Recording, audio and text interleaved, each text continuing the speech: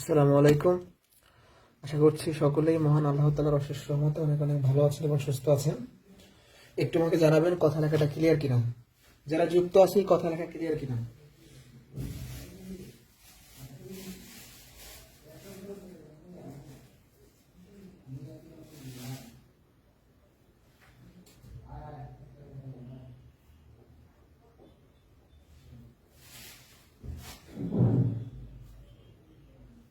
কথা লেখা ক্লিয়ার কিনা জানান।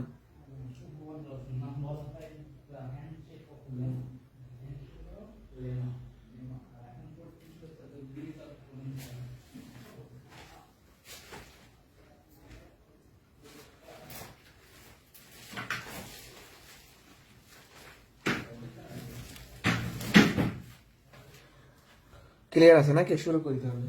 অপেক্ষায় থাকি, অনেকক্ষণ ধরে বসে আছে আপনাদের জন্য।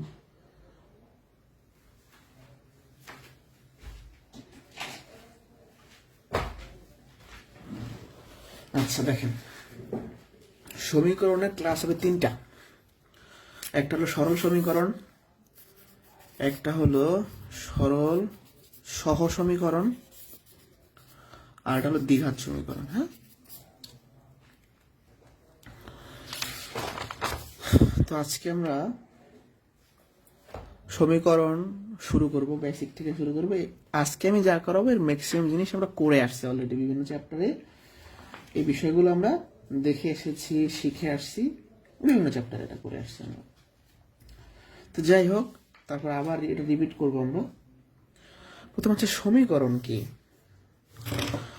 দুইটা রাশির মধ্যে সমান সম্পর্ক থাকলে ওই সম্পর্কটাকে আমরা সমীকরণ বলি। যেমন x+2 = ধরেন 5, এটা একটা রাশি, এটা একটা রাশি, দুটো রাশির মধ্যে যখন সমান চিহ্ন দিলাম এটা একটা সমীকরণ হয়ে গেল। ঠিক আছে?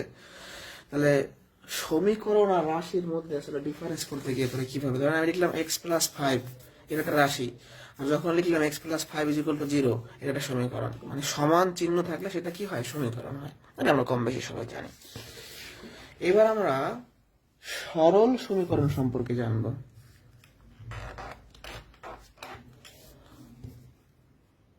সরল সমীকরণটা কি? মানে একটা সমীকরণকে আমি কখন সরল বলতে পারি সেটা একটু দেখব। দেখেন, যে সমীকরণের একটা চলক থাকে এবং চলকের ঘাত 1 থাকে, ধরেন আমি লিখলাম 2x+5 = 0, এটা কি সরল হবে নাকি সরল হবে না? সরল হবে। কেন সরল হবে? এই পুরো সমীকরণটা একটা চলক থাকবে এবং সেই চলকের পাওয়ার 1 ঘাত হবে। যে সমীকরণে একটি মাত্র এক ঘাত বিশিষ্ট চলক থাকে তার নামই হচ্ছে সরল সমীকরণ। একটি মাত্র এক ঘাত বিশিষ্ট চলক থাকবে, মানে চলকও থাকবে একটা, চলকের পাওয়ার 1 হবে। আশা করি বুঝতে পারছেন। ঠিক আছে? আচ্ছা, যদি এরকম হয়,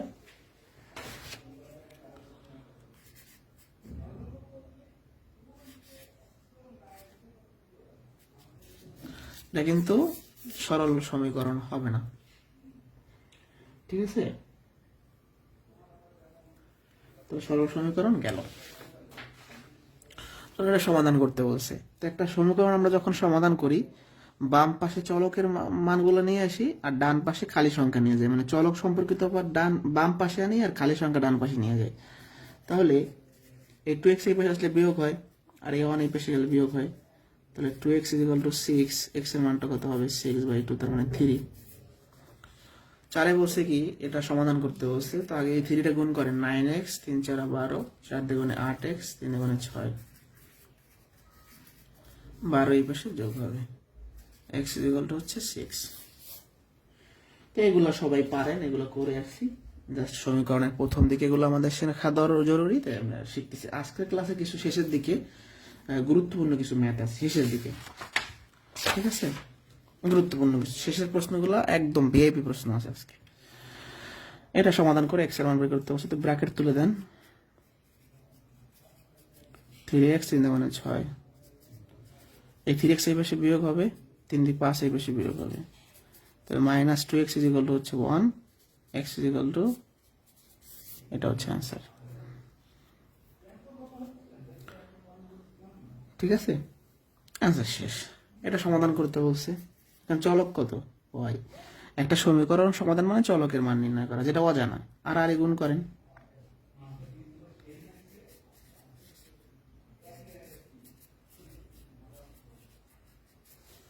তাহলে 3 5 15 ওয়াই, 3 7 21, 3 3 9 9, 3 9 এই পাশে বিয়োগ হবে, 21 এই পাশে যোগ হবে, 6 ওয়াই কত 24।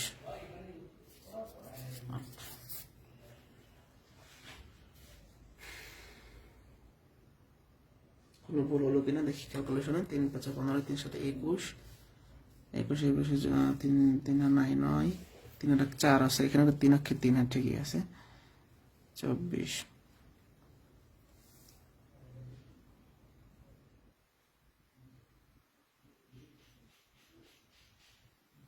ও 5 7 35 হবে না, এটা এখানে 3 7 21 ভাবছি। 5 7 35, তাহলে এই পাশে হবে 35।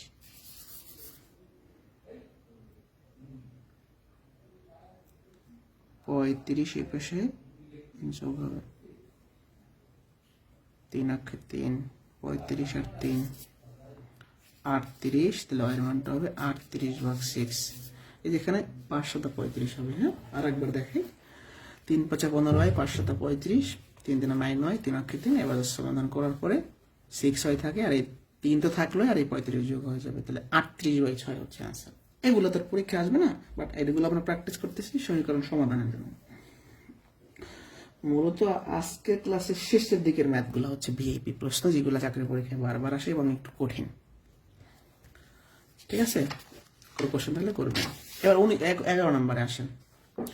এটার বেসিক সমাধানও দেখবো এবং অপশন টেস্ট করে কিভাবে সলিউশন করতে সেটা দেখবো। তাকে বেসিক সমাধান দেখি। এটা তো দেয়া আছে, তো আমরা এখন যোগ করবো, লসাগু হবে এটা। এটা যেটাকে ভাগ করলে x+1 থাকে 3 সাথে গুণ, এটাকে ভাগ করলে x থাকে 4 এর সাথে গুণ, 3x + 3 + 4x, x² + 6 = 2। আর আর গুণ করলে এই পাশে 4x আর 3x মিলে কত হয় সেটা করে ফেলে, 7x + 3।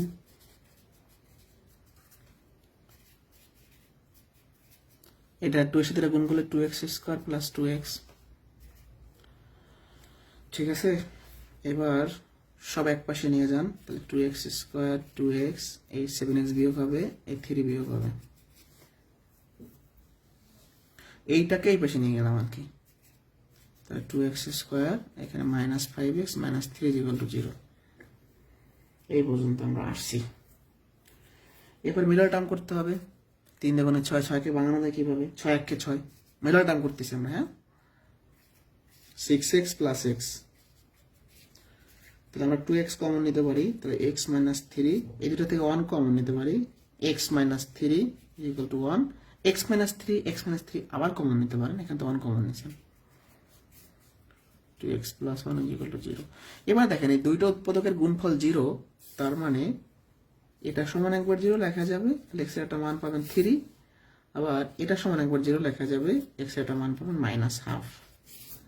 তাহলে 3 হবে आंसर, দুইটাই হবে x এর মান, বাট এখানে অপশনে 3 আছে। এটা তো একটা বিসিএস এর প্রিলি পরীক্ষা আছে। এখন একটা বিসিএস এর প্রিলি পরীক্ষায় এত বড় সময় আপনি এত বড় করে সময় পাবেন না, তাহলে উপায় কি আপনার? এই প্রশ্ন আমরা অপশন দেখে খুবই কম সময় করতে হবে। আচ্ছা, এটা আরেকবার বলে আসি। যোগ করলাম, আর গুণ করলাম, এবার লসাগু কি বলে উৎপাদকে বিশ্লেষণ করলাম মিডল টার্মের সাহায্যে। এখন আমরা অপশন লিস্টের সাথে কয়েক সেকেন্ডে করে ফেলবো।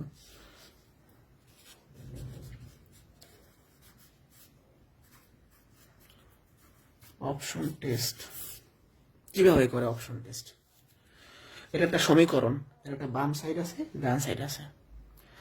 তো ডান সাইডে একটা মান দেওয়া আছে, তো আমরা প্রত্যেকটা অপশনে এক্স এর মান পাচ্ছি। এই এক্স এর মানগুলা সমীকরণের বাম পক্ষে বসাবো, বাম পক্ষে বসাইয়া যদি ডান পক্ষে সমান পাই সেটা হচ্ছে আনসার। অর্থাৎ যে অপশনের এক্স এর মানের জন্য সমীকরণের বাম পক্ষ ডান পক্ষ সমান হবে সেটাই আনসার। ধরেন অন, আমরা এক্স এর জায়গায় অন বসাই, তাহলে 3 আর এখানে হয় 2 5, বাম পক্ষে এক্স এর মান 1 বসাইলে এখানে 2 হওয়ার কথা, কিন্তু 5 হচ্ছে, তাহলে ক নাম্বার বাদ। এটা মুখোমুখি আপনি বসাইতে পারেন, এখানে মুখোমুখি বসাইতে পারেন। আপনাদের বোঝানোর আমি লিখে লিখে করাচ্ছি। এক্স এর মান 2,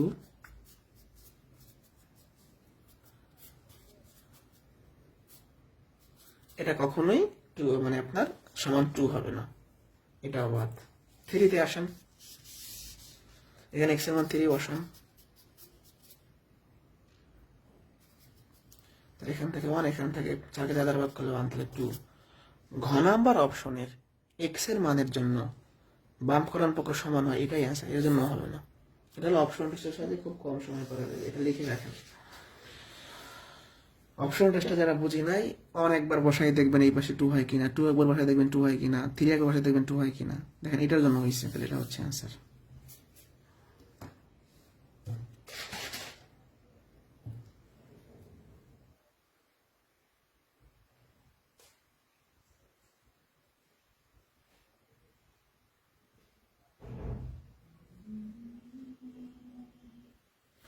এই 11 পর্যন্ত ক্লিয়ার কিনা একটু আমাকে বলুন।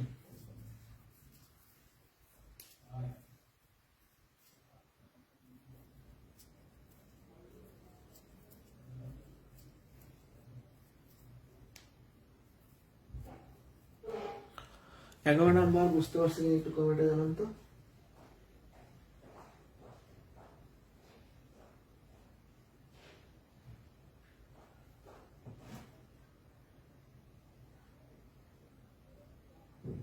এই 11 নাম্বার বুঝি নাই কে কে?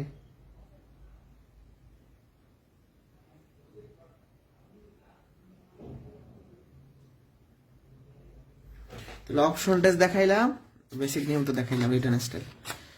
এবার যাদের কাছে শীট আছে, শীটের 12, 13, 14 তিনটা প্রশ্ন খুব ছোট কিন্তু ইম্পর্টেন্ট। লেখেন যে 3টা প্রশ্ন ইম্পর্টেন্ট, 12, 13, 14। এই 3টা প্রশ্ন বিশেষ করে প্রাইমারি এবং নিবন্ধনের জন্য, বিশেষ করে প্রাইমারির জন্য ইম্পর্টেন্ট। এই 3টা ঘুরায় ফিরায় মাঝে মধ্যে প্রাইমারি দিয়ে দেয়, তাহলে 12, 13, 14 প্রাইমারির জন্য ইম্পর্টেন্ট। এই সমীকরণ থেকে এর মান বের করতে বলছে, তার মানে এখানে চলক এ, এটা বিভিন্ন ভাবে করা যায়, একদম সহজ নিয়মটা দেখাবো। আমরা এই বাম পাশে যা আছে রেখে দিলাম। এবার এই 25 কে লিখতে পারি 5 এর স্কয়ার। হ্যাঁ,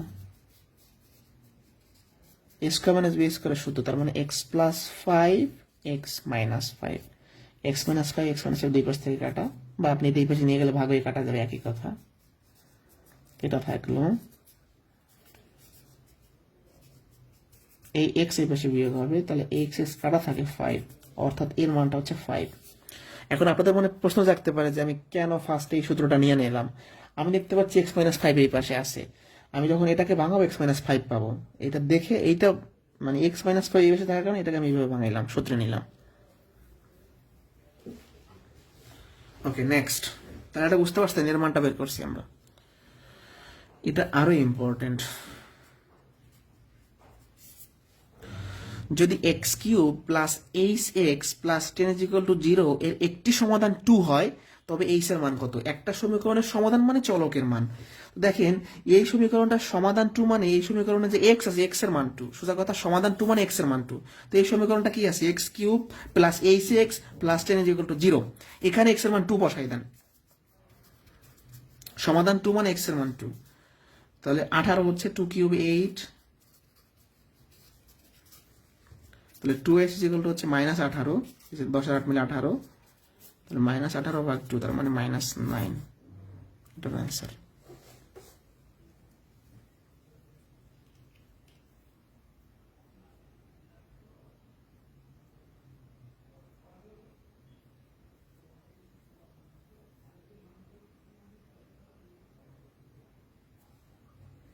কোনো প্রশ্ন আছে কারো? নাই মনে হয়। তাহলে 12, 13 কিন্তু সহজ অঙ্ক ইম্পর্টেন্ট, 14 ইম্পর্টেন্ট, প্রাইমারির জন্য এগুলো ঘুরাই ফিরাই বিসিএস এর প্রশ্ন দেয়। এখানে আমরা একটা নতুন ব্যাপার শিখবো। আচ্ছা, এই 14 নম্বর কোশ্চেনে যাওয়ার আগে একটু আমি যোজন বিয়োজন শিখাতে চাই।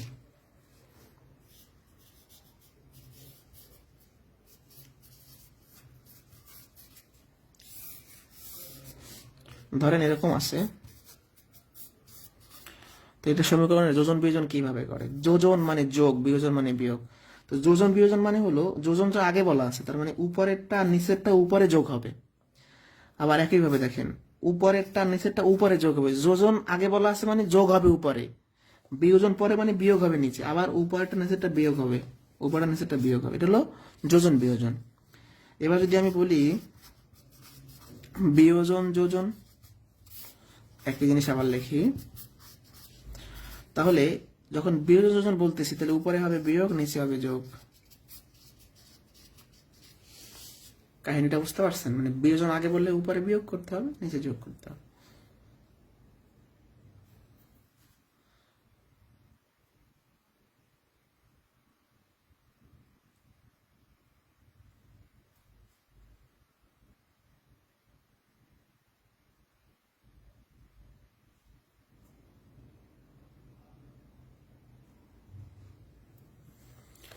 এই কনসেপ্ট আমরা কাজে লাগাবো। যদি Q by P is equal to 1/4, তবে এটার মান কত? আচ্ছা দেখেন, এখানে পি আগে আছে আর এখানে কিউ উপরে আছে, তো আমাদের দেয়া আছে এটা। তো আমি যদি এখানে যোজন বিয়োজন করি কিউ প্লাস পি হবে, বাট আমার পি প্লাস কিউ দরকার। এই জন্য আমি এই সমীকরণটাকে ব্যস্তকরণ করবো, তার মানে উভয় পক্ষকে উল্টাই দিব। এটাকে পি বাই কিউ বানাবো, এটাকে 1/4 বানাবো, উল্টাই দিছি। এবার যোজন বিয়োজন করবো, তাহলে P plus Q, P minus Q, 4 plus 1, 4 minus 1, অতএব P plus Q, P minus Q is equal to 4 আর 5 মাইনাস 3। অ্যান্সার হয়ে গেল। কত সহজ!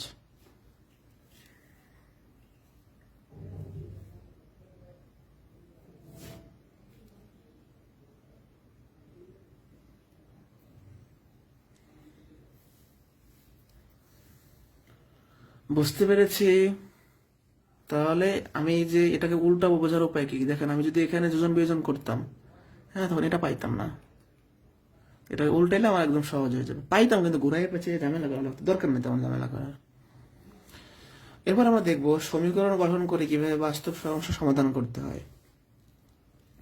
40 সংখ্যাটা এ হতে 11 কম গাণিতিক আকারে প্রকাশ করলে কত হবে?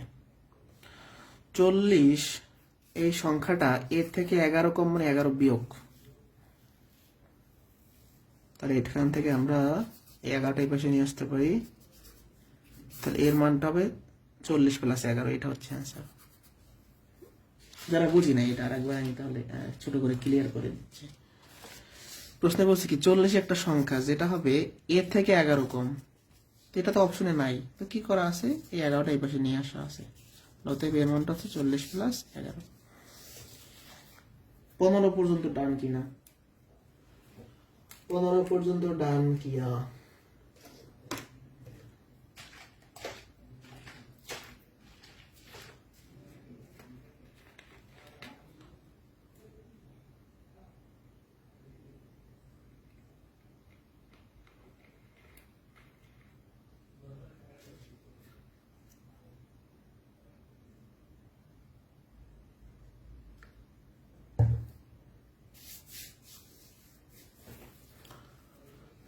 চল্লিশ পর্যন্ত ডান, মানে 15 পর্যন্ত, 40 তো না। আচ্ছা, এই যে 15 থেকে এরপর আমরা 17 থেকে শুরু করব। এই যে 17 থেকে যে প্রশ্নগুলো শুরু হলো, 17 পরে 18 থেকে বা এরপর থেকে এই 3-4টা প্রশ্ন একদম ইম্পর্টেন্ট এবং বোঝার জিনিস আছে এখানে। আস্তে ধীরে যাবো, কোনো তাড়াহুড়ো নাই। প্রশ্ন থাকলে সরাসরি বলবেন যে ভাই এই লাইনটা কিভাবে আসলো বা বুঝি নাই। ঠিক আছে, শুরু করি তাহলে। রহিম একটি পরীক্ষায় ইংরেজি ও গণিতে মোট 180 নম্বর পেয়েছে। ইংরেজি অপেক্ষা গণিতে 14 নম্বর বেশি পেলে গণিতে কত পেয়েছে? আচ্ছা, আমি গণিতের নম্বরটাও জানি না, ইংরেজিটাও জানি না, তো এটা বিভিন্ন স্টাইলে করা যায়। তো ধরি ইংরেজির নাম্বার হচ্ছে ই আর গণিতের নাম্বার হচ্ছে এম। আমরা সমীকরণের সাহায্য করতে পারি, দুইটা ম্যাটার দেখাবো, টেনশনের কোনো কারণ নেই। তো ইংরেজি গণিতে মোট 100 পাইছে, তাহলে প্রথম শর্ত মতে E plus M is equal to 180। এটা বলতে পারেন প্রথম কন্ডিশন অনুযায়ী, প্রথম শর্ত মতে। পরে বলছি কি ইংরেজি অপেক্ষা গণিতে 14 নম্বর বেশি পাইছে, তাহলে ম্যাথমেটিক্সে পাইছে ইংরেজি অপেক্ষা 14 বেশি। ভালো করে একটু কথাটা খেয়াল করবেন, ইংরেজি অপেক্ষা গণিতে 14 নম্বর বেশি, তার মানে গণিতে পাইছে ইংরেজি থেকে 14 বেশি। হ্যাঁ, এটাকে আমরা 1 নং সমীকরণ দিলাম, এই পাশে বিয়োগ হবে, ঠিক আছে, তাহলে 14।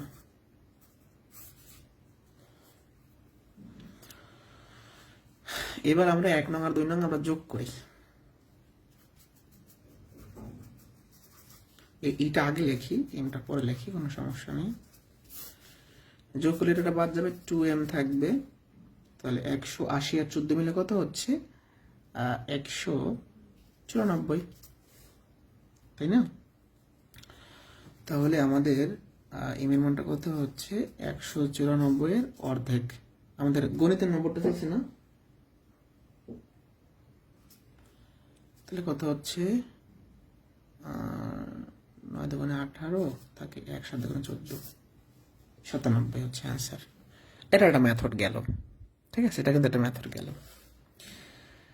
ইংরেজি আর গণিতের যোগফল হলো 180, ম্যাথে ইংরেজি অপেক্ষা 14 বেশি পাইছে, এখান থেকে সলিউশন করে একটা আমরা সমীকরণ মারিলাম, 1 নম্বর 2 নম্বর যোগ করলে এম এর মানটা বের হয়ে গেল। এটা হলো সহজ। এই কথাটা আবার ঘুরে পেয়েছে আরেকভাবে যদি আমরা বলি অন্যভাবে, যে আমরা ধরি ইংরেজি অপেক্ষা গণিতে বেশি, তাহলে আমি ইংরেজি নাম্বারটা ধরি, সে ইংরেজিতে পাইছে এক্স, তাহলে গণিতে পাইছে এক্স প্লাস 14, তাহলে ইংরেজির নাম্বার আর গণিতের নাম্বার যদি আমরা যোগ করে 180 হবে, তাহলে 2x 180 এই 14 পাশে বিয়োগ হবে, তাহলে এক্স এর মানটা কত হবে 14 বিয়োগ মানে হচ্ছে 66 না 183। তাহলে ইংরেজিতে সে 83 পাইছে আর গণিতে পাইবে 83 প্লাস 14, তার মানে 97। এটা হলো আরেকটা মেথড, একই ঘুরাই পেঁচাই বলতে হয় না, একই, মানে এটা সমীকরণ বানাইয়ে করা আর সমীকরণ না বানাইয়ে করা। ইংরেজি নম্বর ধরছি, ইংরেজিতে যদি এক্স পাই গণিতে পাইবে ইংরেজি থেকে 14 বেশি, তো এই দুটো, এই ইংরেজির নাম্বার আর গণিতের নাম্বার যোগ করলে হয় 180, এখান থেকে এক্স এর মানটা পাই গেলাম, এক্স মানে ইংরেজি পাইছে, তাহলে গণিতে পাইবে আর 14 বেশি মানে 97। তাহলে এটা এইভাবেও আপনি সমাধান করতে পারেন অথবা এইভাবেও করতে পারেন, আপনার ইচ্ছা, এটা ভালো। 17 নিয়ে 11 কোনো প্রশ্ন আছে মনে?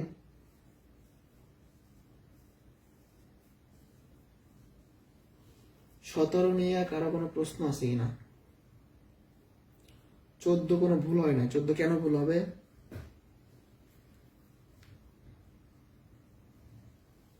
চোদ্দ নম্বরটা বোঝেন নাই, কমেন্ট তো খেয়াল করেন, 14 নম্বরটা কেন বোঝেন না একবার দেখেন। 14 নম্বর তো সহজ জিনিস ছিল, এটা ছিল 14তে, হ্যাঁ 1/4। তো এটাকে আমরা উল্টাইলাম, মানে এটাকে উল্টাবো এটাকে উল্টাইলাম, দুই পাশে উল্টাইলে কোনো সমস্যা নেই, উল্টাই ফেলাইলাম। এখন যোজন বিয়োজন, তাহলে যোজন বিয়োজন, যোজন বিয়োজন, তো এখানে কি হবে 5/3, তাই সমস্যা কি? কোথায় বুঝেন নাই বলেন তো? এর মানটা 5/3। 14 নাম্বার কে মানে একজন কমেন্টে কেউ খেয়াল করলাম, কেবল 14 নাম্বার যে ভাই বোঝেন নাই, কেন মানে কি বোঝেন না একটু আমাকে বলেন কমেন্টে দ্রুত। 14 নম্বরে কি প্রবলেম বলেন?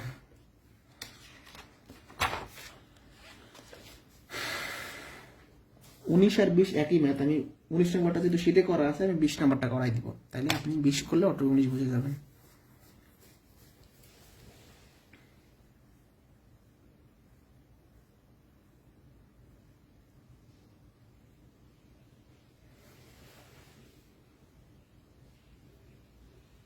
আচ্ছা, কমেন্ট পাচ্ছি না আমি, পরে তাহলে এটা নিয়ে আলোচনা হবে আবার, এটা ইম্পর্টেন্ট আছে।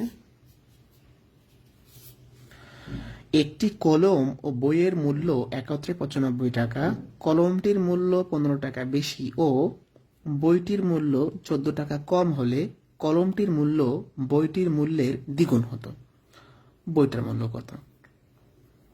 আচ্ছা, আমি কলমের মূল্য জানি না, বইয়ের মূল্য জানি না, যে কোনো একটা ধরে নেই, ঠিক আছে, যে কোনো একটা ধরে নেই। ধরি কলমের মূল্য x টাকা, অতএব বইয়ের মূল্য, কলম আর বই মিলে 95 টাকা, তাহলে কলমের মূল্য যদি x হয় বইয়ের মূল্য কি হবে 95 থেকে x কম। এটা যারা আবার বোঝেন না তাদের জন্য নতুন হয় বুঝতে হবে। কলম আর বই মিলে হয় 95। কলম হলো এক্স, তাহলে বই কত হবে 95 মাইনাস এক্স। বাট এই স্টেজে এসে এভাবে করাটা বোকামি, এটা আপনার বাস্তবে ভাববেন। দুইটা কিনতে লাগছে 95 টাকা, তা 95 টাকার মধ্যে একটা এক্স এর বাকিটা কি 95 মাইনাস এক্স, এটা হলো এদের দাম। এখন বলছে কি কলমের মূল্য 15 টাকা বাড়ান, তাহলে কলমের নতুন মূল্য, ভাষাটা হবে এরকম যে কলমের মূল্যটা 15 টাকা বাড়াইলে মূল্য হয়। কলমের মূল্য এক্স ছিল, তাহলে 15 টাকা বাড়ানো মানে 15 যোগ হবে নতুন মূল্য। বইটির নতুন মূল্য, বইয়ের মূল্য ছিল কত 95 মাইনাস এক্স, বুঝছে আপনি আরো 14 টাকা কমাই দেন, ঠিক আছে, এটা আপনাকে বলছে। ওকে, এরপরে আমরা যেটা করব,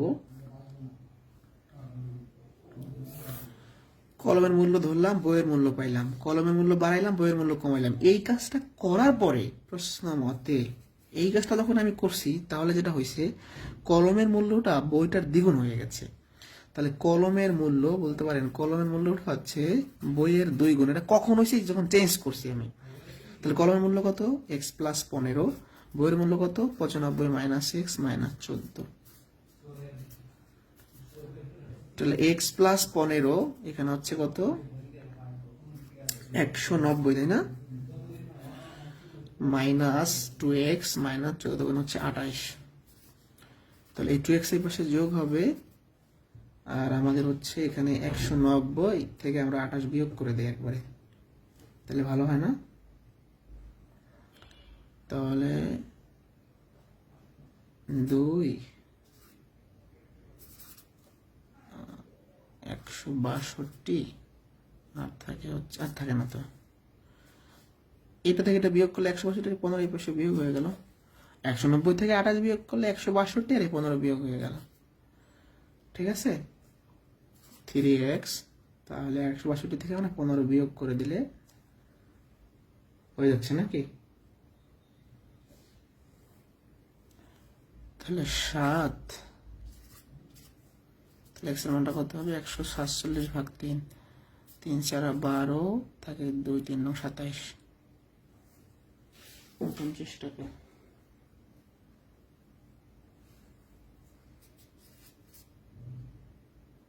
চাইছে কি বইয়ের মূল্য, তাহলে কলমের মূল্য বের হইল 49 টাকা, বইয়ের মূল্য কত হবে এখানে 49 বিয়োগ করেন।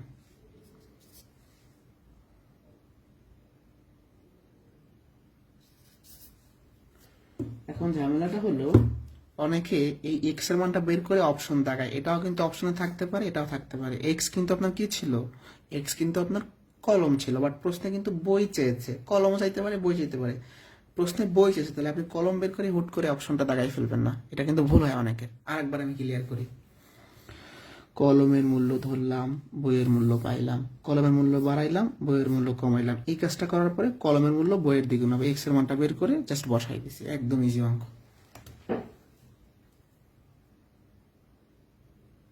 ঠিক আছে। এই যে আপনাদের মানে যখন প্রশ্ন করতে বলি তখন করেন না, একটা প্রশ্ন আগাই গেলে যখন করেন তখন আবার পিছনে ব্যাগ দিতে ঝামেলা না, একজন সমাধান বোঝেন নাই যে সমাধান টু কি বোঝাইছে।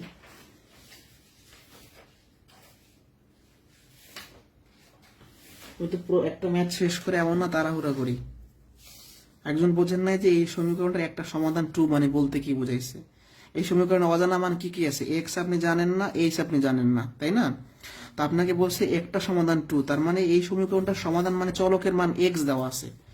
হ্যাঁ, এই সমীকরণটার সমাধান বলতে কি এক্স এর মান 2 দেওয়া আছে, তাহলে এই সমীকরণের এক্স এর মান 2 হলে এই যে অজানা সংখ্যা এইচ এটা বের হয়ে যাবে। এই সমীকরণটার একটা সমাধান 2, তার মানে এই সমীকরণটার সমাধান একটা, যেমন এটা সমাধান মানে কি এর মান বের করতে বলছে, এটা এই যে সমাধান মানে কি এক্স এর মান বের করছি, চলকের মান।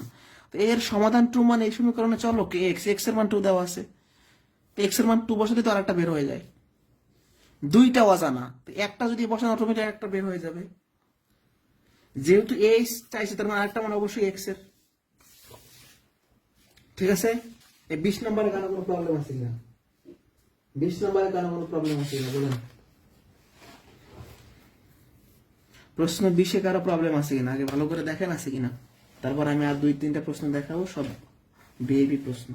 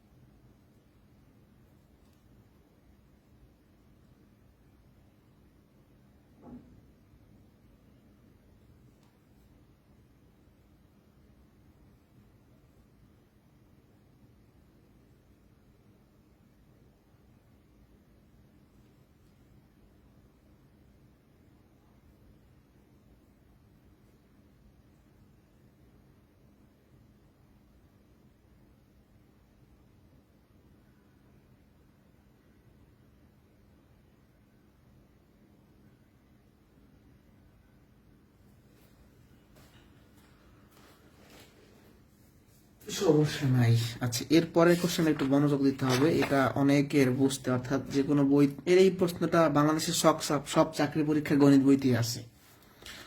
এটা মেবি 99 বোর্ড বইতে এরকম প্রশ্ন আছে, মেবি না। তো এই প্রশ্নটার সমাধান বুঝতে অনেকের প্রবলেম হয়, তো একদম আস্তে ধীরে বোঝাবো আমরা এবং চেষ্টা করব সবাই ভালো করে বোঝার জন্য। একটু প্রশ্নটা আগে পড়ি। এগুলা প্রিলিতেও আসে, লিখিত পরীক্ষাও আসে। একটি শ্রেণীর প্রতি বেঞ্চে 4 জন করে ছাত্র বসালে 3টি বেঞ্চ খালি থাকে, আবার প্রতি বেঞ্চে 3 জন করে ছাত্র বসালে 6 জনকে দাঁড়িয়ে থাকতে হয়। ওই শ্রেণীর ছাত্র সংখ্যা কত? তো এই প্রশ্নটা দুইভাবে করা যায়, ছাত্র সংখ্যা ধরেও করা যায়, বেঞ্চ ধরেও করা যায়। বাট বেঞ্চ ধরে করাটা সহজ, ইজি, এই জন্য আমরা বেঞ্চ ধরে করব। কেন বেঞ্চ ধরে ইজি? একটু বাস্তবে সবাই ভাবেন চোখ বন্ধ করে। একটা ক্লাসরুমের বেঞ্চ সংখ্যা কোনো পরিবর্তন হয়? ধরেন আমি একটা কোচিং সেন্টার চালু করছি, ওই কোচিং সেন্টারে 5টা বেঞ্চ আছে।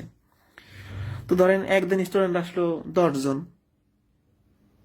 একদিন আসলো 12 জন, একদিন আসলো 15 জন, মানে স্টুডেন্ট সংখ্যা কিন্তু চেঞ্জ হচ্ছে। বাট ব্যাচের কি আমি চেঞ্জ করতেছি? আমি কি রুম থেকে ব্যাচ বাই করতেছি? বিশেষ কারণ ছাড়া বের করতেছি না।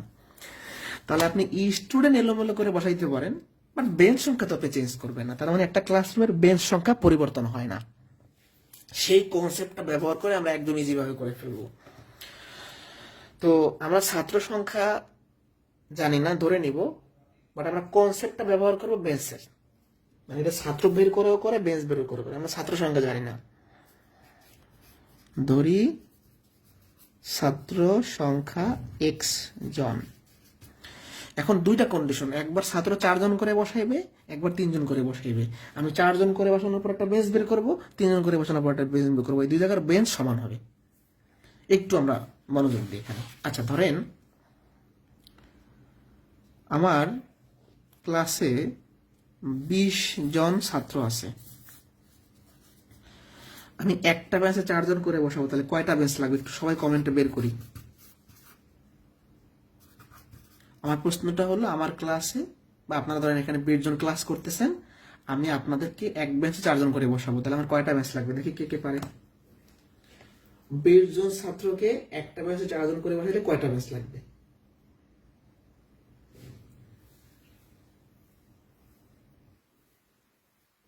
বলেন দ্রুত।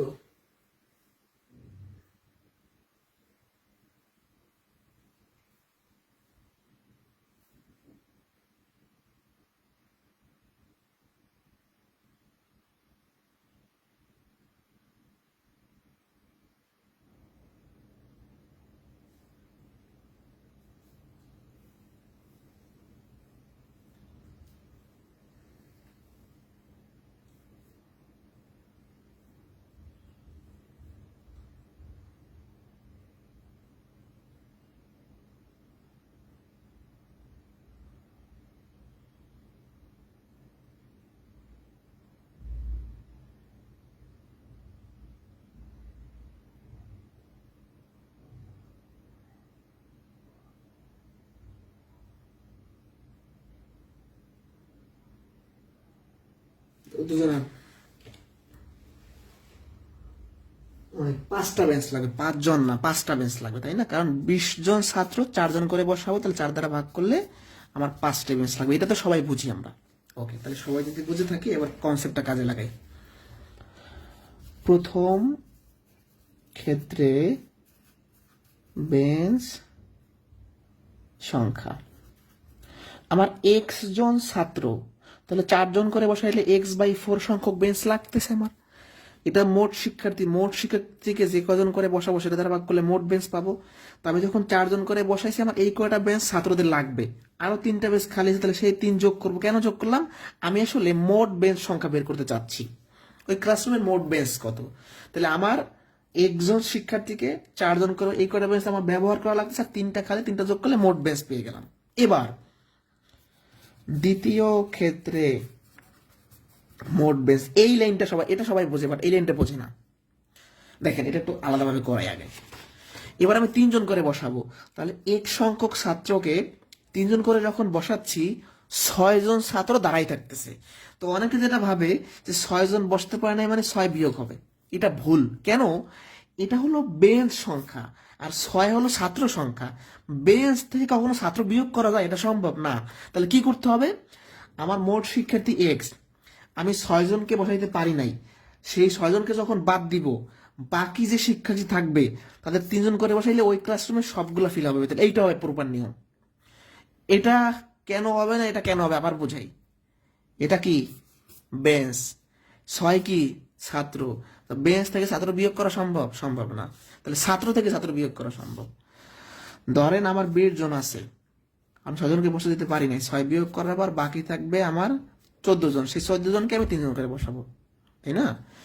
তাহলে আমি আরেকবার বুঝাই যে আমার মোট শিক্ষার্থী এক্স, এবার 3 জন করে বসাইলে এই কয়টা বেঞ্চ আমার লাগবে, কিন্তু আমি 6 জনকে দাঁড়াই রাখছি, অর্থাৎ বসাইতে পারি নাই। তাহলে তার মানে আমি সবাইকে বসাই নাই, তাহলে মোট শিক্ষার্থী থেকে 6 বিয়োগ করতেছি। এইটা বই থেকে অনেকে বোঝেন না, মানে এটা তো মুখে বোঝানো যায়, বাট বই তো লেখা যায় না এইভাবে। তাহলে আরেকবার রিপিট করি। দ্বিতীয় ক্ষেত্রে মোট বেঞ্চ কেন এটা হইলো, আমার মোট শিক্ষার্থী থেকে আমি 6 জনকে বাদ দিব, বাকি যারা থাকবে যাতে 3 জন করে বসাইলে আমার ওই ক্লাসরুমে সবগুলা বেঞ্চ মানে ফিল আপ হয়ে যাবে। এটাও মোট বেঞ্চ, এটাও মোট বেঞ্চ। 2 টাকার বেঞ্চ সংখ্যা তো সমান হবে, ক্লাসরুমের বেঞ্চ তো আর চেঞ্জ হবে না। তাহলে এই বেঞ্চ আর বেঞ্চ সমান হবে, প্রথম ক্ষেত্রে বেঞ্চ, দ্বিতীয় ক্ষেত্রে বেঞ্চ সমান হবে। তাহলে x/4 + 3 = x - 3/6। তাহলে এবার ক্যালকুলেশন করেন। 4 x + 3 × 12, তাহলে 3x 3 × 12 36, 4x আর 7 24 -24। তাহলে 4x থেকে 3x বিয়োগ হবে, আর এই 24 যোগ হয়ে যাবে 36 + 24। তাহলে x এর মানটা হচ্ছে 60। এটা হচ্ছে অ্যান্সার। মানে এইটাই, এই গোল দাগটা কিন্তু অনেকে বোঝে না। x থেকে 6 কেন বিয়োগ করলাম? ধরেন আমার ক্লাসে 100 জন আছে, আমি 6 জনকে বসাইতে পারি নাই, সেই 6 জন বাদ দিয়ে বাকি যারা থাকবে তাদের 3 জন করে বসাইলে সবগুলা বেঞ্চ ফাঁকা হয়ে যাবে, তার মোট বেঞ্চ মানে সবগুলা বেঞ্চ ফিল আপ হয়ে যাবে, তাহলে মোট বেঞ্চ পাচ্ছি। বাট আপনি যদি এই কাজটা করেন, এটা ভুল হবে। এটা 6 এখান থেকে বিয়োগ করা যাবে না, কারণ বেঞ্চ থেকে আপনি কেন ছাত্র বিয়োগ করবেন? ছাত্র থেকে ছাত্র বিয়োগ করবেন। আমার প্রশ্ন, এই সমাধানটা বোঝেন নাই, কে একটু বলেন না, আমি আবার বোঝাবো, আরেকবার বুঝাই। আমি মূলত এই কনসেপ্টটা ব্যবহার করবো যে একটা ক্লাসরুমের বেঞ্চ চেঞ্জ হয় না, মানে বেঞ্চ সংখ্যা সমান থাকে। প্রথম ক্ষেত্রে আমি যে বেঞ্চ বের করব, দ্বিতীয় ক্ষেত্রে যে বেঞ্চ বের করবো, যেটা সমান হবে, মান সমান হবে। কারণ বেঞ্চ ক্লাসে 60টা, মানে বেঞ্চ ক্লাসে ধরেন যদি 20টা থাকে, 20টাই থাকবে, চেঞ্জ হবে না। তাহলে মোট শিক্ষার্থীকে আমরা 4 দ্বারা ভাগ করলাম, এখানে একটা বেঞ্চ সংখ্যা পাবো। এই কটা বেঞ্চ আমার লাগছে, আরো 3টা বেঞ্চ খালি, 3 যোগ করলে এই যে এটাও বেঞ্চ, 3ও বেঞ্চ, তাই আমি যোগ করতে পারছি। প্রথম ক্ষেত্রে বেঞ্চ সংখ্যা পাইছি, মোট বেঞ্চ সংখ্যা। দ্বিতীয় ক্ষেত্রে আমার মোট শিক্ষার্থী থেকে আমি 6 জনকে দাঁড়াইয়ে রাখছি, অর্থাৎ বসতে দিতে পারি নাই। মোট শিক্ষার্থী থেকে 6 জনকে বাদ দিলে বাকি যারা থাকবে তাদের যদি আমরা 3 দ্বারা ভাগ করি, তাহলে আমার সবগুলা বেঞ্চ ফিল আপ হবে, তাহলে মোট বেঞ্চ পাচ্ছি। এটাও মোট বেঞ্চ, এটাও মোট বেঞ্চ, এক্স এর মানটা বের করে ফেলি। এই প্রশ্নটা একদম ক্লিয়ার কনসেপ্ট হচ্ছে এটা। এখন যদি প্রশ্নে বলতো মোট কয়টা বেঞ্চ আছে, এখন ধরেন এই প্রশ্নে আমি বেঞ্চ চাইছি, তাহলে এক্স এর মান এখানে বসাই দেন। যেমন এখানে যদি বসান, যেমন এখানে যদি এক্স এর মানটা বসান, তাহলে 60/4, 4 15 60, 15 3 18টা বেঞ্চ আছে এই ক্লাসরুমে। এই প্রশ্ন থেকে যদি বেঞ্চ চাইতো, একই স্টাইলে করতেন। বেঞ্চ চাইতে পারি না যে ওই শ্রেণীর বেঞ্চ সংখ্যা কত, তাহলে আপনি ছাত্র বের করে এখানে বসাই দিতেন। বেস চাইলে একই স্টাইলে করে এক্স এর মানটা যে কোনো একটা জায়গায় বসাই দিবেন, এখানেও বসাইলে হবে, এখানেও বসাইলে হবে।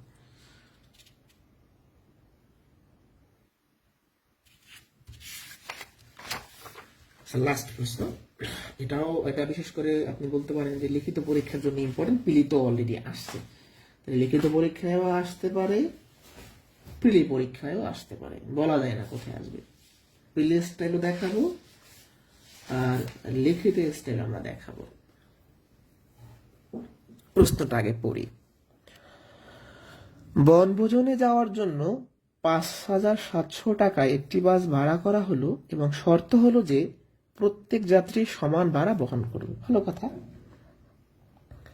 5 জন যাত্রী না যাওয়ায় মাথাপিছু ভাড়া 3 টাকা বৃদ্ধি পেল। বাসে কতজন যাত্রী গিয়েছিল? এখানে যাত্রী যাইবে না সেটাও বলতে পারে, আবার যাত্রী যাওয়ায় ভাড়া কমে গেল তাও বলতে পারি, একই সিস্টেম। আচ্ছা, তো আমি ধরে নিলাম, বাসে গিয়েছিল, মানে বাসে কজন যাত্রী গিয়েছিল সেটা ধরে নিলাম। বাসে গিয়েছিল এক্স জন, মানে বাসে অলরেডি গেছে এরা। তো তখন মাথা পিছু ভাড়া কত? পিছু ভাড়া, তাহলে আমাদের ভাড়া টোটাল হচ্ছে বাসের 5,700। তাহলে 5,700-কে আমরা এক্স দ্বারা ভাগ করলে জন প্রতি ভাড়া পাবো। মাথা পিছু ভাড়া মানে জন প্রতি ভাড়া, এটা তো আমরা সবাই বুঝি। তো বাসে একজন গিয়েছিল, তাহলে বাসে যাওয়ার কথা ছিল কয়জন? ধরেন বাসে 20 জন গেছে, 5 জন যায় নাই, তার মানে 25 জন যাওয়ার কথা ছিল, তাই না? আর একবার রিপিট করি, ধরেন একটা পিকনিকে 20 জন গেছে, বললাম কি যে ভাই 20 জন গেছে, 5 জন যায় না, তার মানে যাওয়ার কথা ছিল 25 জন। তাহলে বাসে এক্স জন গেছে, তাহলে যাওয়ার কথা ছিল কয়জন? যাত্রী যাওয়ার কথা ছিল এক্স প্লাস 5 জন, মানে একজন গেছে মানে আর 5 জন যাবে, আর 5 জন যাইতো। তখন ভাড়া কত হইতো? মাথা পিছু ভাড়া হইতো, এই যে মোট ভাড়াকে তখন আমরা এক্স প্লাস 5 দ্বারা ভাগ করতাম, কারণ তখন মোট শিক্ষার্থী এত হইতো।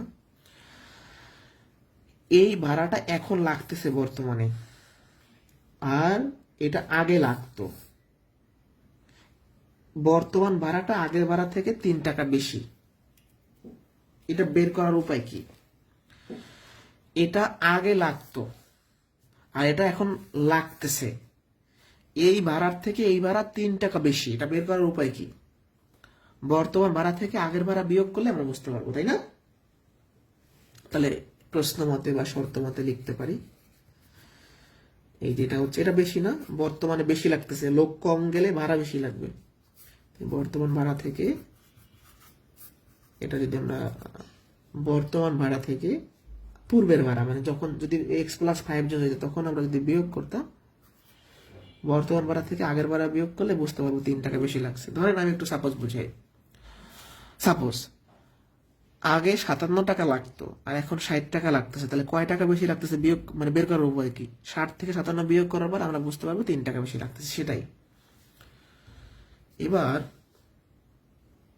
যেটা করতে পারি, এই যে 5,700 দুইটা জায়গা থেকে কমন নিতে পারি আমরা, ঠিক আছে? 1/x প্লাস 5, এই সংখ্যাটা গুণাকারে এই পাশে ভাগ হয়ে যাবে। এখানে ক্যালকুলেশন করেন, লসাগু যাবে এটা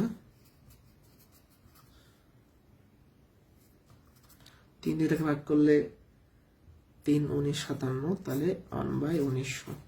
এটাকে বাইরে করে ফেলি, তাহলে এখানে এক্স এক্স কাটা গেল, থাকতেছে আপনার 5/x প্লাস 5, আর এখানে 1/1900। জাস্ট ক্যালকুলেশন করবে না, আমার কিচ্ছু না।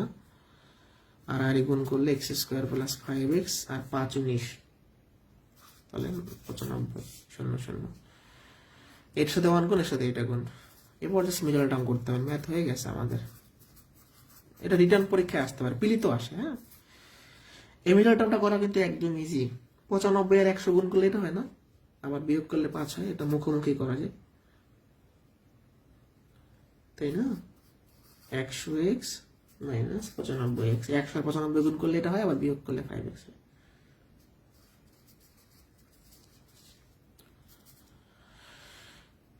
এখন আমরা যেটা করতে পারি, দুটাকে এক্স কমন নিতে পারি, তাহলে x plus 100 minus 95 x plus 100।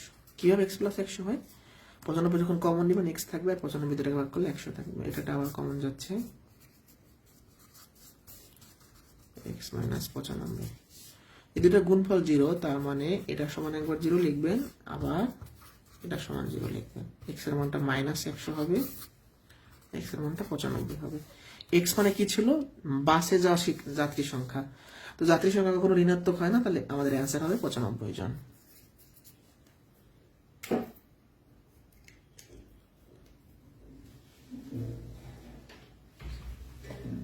বুঝতে পারছি? এবার এই প্রশ্নটা প্রিলি পরীক্ষা কিভাবে করবেন সেটা বোঝার জন্য আমরা পরবর্তী প্রশ্নটা দেখব। এটাতে অপশন নাই, পরবর্তীটা দেখব। এই লিখিত নিয়মটা বুঝি নাই, এমন কেউ থাকলে আমাকে বলতে পারে।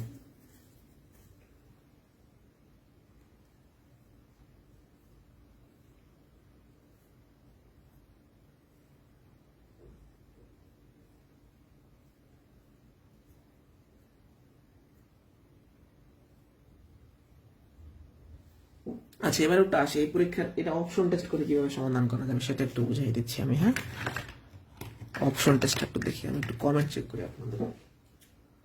আচ্ছা, এবার একটু অপশন টেস্ট দেখি। ধরেন এই প্রশ্নটা আমরা অপশন টেস্ট করে কিভাবে সলিউশন করবো সেটা একটু দেখা জরুরি আমাদের। অপশন টেস্ট তো অ্যান্সার যেহেতু 95, দেখুন অপশনে 95 আছে। ধরেন খ নাম্বার অপশন সাপোজ 95 আছে, তো অপশন টেস্টটা একটু দেখেন। তো অপশনে 95 দেওয়া আছে, তার মানে 95 জন যাত্রী যাওয়ার কথা ছিল। আপনি এমনভাবে হিসাবটা করবেন যেন 3 টাকা ভাড়া বেশি হয়। তো এটা হলো আমাদের মোট ভাড়া, 95 দিয়ে ভাগ করি,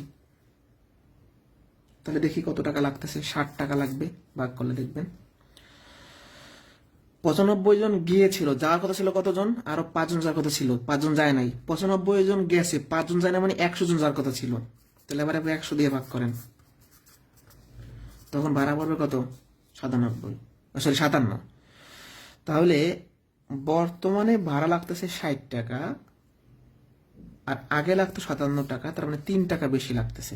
অর্থাৎ যে অপশনের জন্য 3 টাকা ভাড়া বেশি লাগবে সেটাই অ্যান্সার। আরেকবার বুঝে, অপশনে 95 থাকতো, তাহলে 95 দিয়ে একবার ভাড়া, মানে 95 দিয়ে একবার ভাড়া বের করবো, আর এর সাথে 5 যোগ করে একবার ভাড়া বের করবো। প্রত্যেকটা অপশন দিয়ে ভাগ করব, আবার অপশনের সাথে 5 যোগ করে একবার ভাগ করব। ওই দুইটা ভাগফলের পার্থক্য 3 হইলে আমাদের অ্যান্সার হয়ে গেছে। দেখেন, এটা আমি কত সময় নিয়ে করলাম, আর এটা আমি কয় সেকেন্ডে করলাম। বাট পিলি পরীক্ষা মাস্টই আপনাকে কিভাবে করতে হবে, তার সময় আপনি পাবেন না, শিওর পাবেন না। যারা এই অপশন টেস্টটা বোঝেন নাই, পরবর্তী প্রশ্নটা দেখেন, একদম ক্লিয়ার বোঝা যাবেন ইনশাল্লাহ। যেমন এটা দেখেন, এখানে আবার যাত্রী বেশি গেছে, তো যাই হোক একই সিস্টেম। তো অপশন তো লিখিনি, তাও শিট খুঁজতে হবে। কত পেজ? আচ্ছা, অপশনগুলো একটু লিখি। 50, 60, 40, 48। এবার অপশন টেস্ট আমি শুরু করি। সাপোজ আমি মনে করলাম ক নাম্বার অ্যান্সার, সাপোজ আমি মনে করলাম ক নাম্বার অ্যান্সার। তো ক নাম্বার শুরু করলাম। তো একবার দেখেন প্রশ্নটাকে পড়েন। শিক্ষা সফরে যাওয়ার জন্য 2400 টাকায় বাস ভাড়া করা হলো, প্রত্যেক ছাত্র সমান ভাড়া বহন করবে বলে ঠিক হলো। অতিরিক্ত 10 জন যাত্রী যাওয়ায় প্রতিজনের ভাড়া কমে গেল 8 টাকা। বাসে কতজন যাত্রী গিয়েছিল? তার মানে বাসে যাওয়া মানে 10 জন বেশি ধরে হিসাব করতে হবে। তো ক নাম্বারে তো অ্যান্সার দেওয়া আছে বাসে কতজন ছাত্র গিয়েছিল।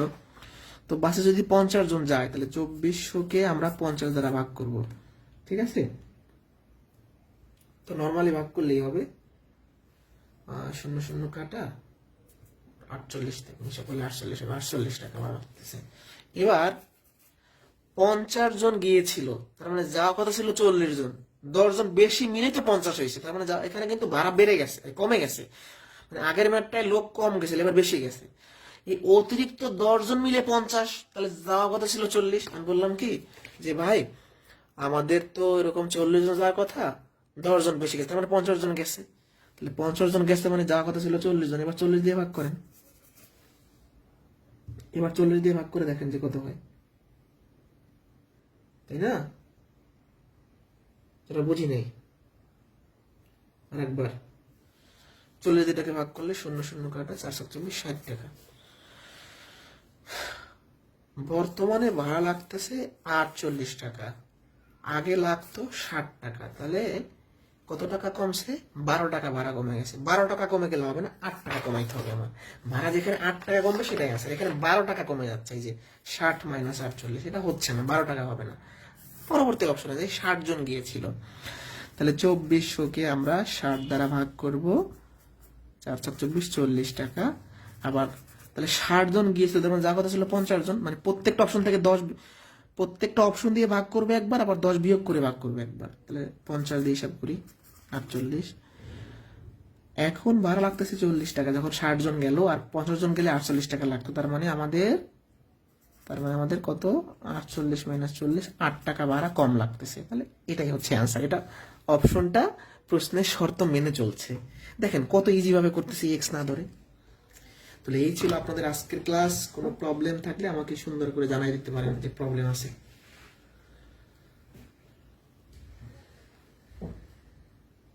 বুঝি নাই কে? লাস্টের প্রশ্নগুলো মজার না? এই নিয়মটা খুবই জরুরি আমাদের শেখা।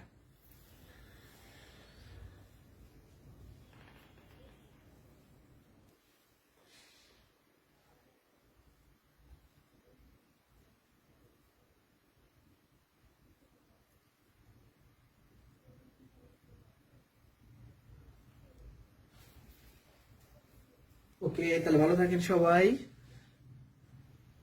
মনে আছে পরবর্তী শুক্রবার সম্পূর্ণ পাটিগণিতের পরীক্ষা হবে আমাদের? মনে আছে কিনা? সম্পূর্ণ পাটিগণিতের পরীক্ষা।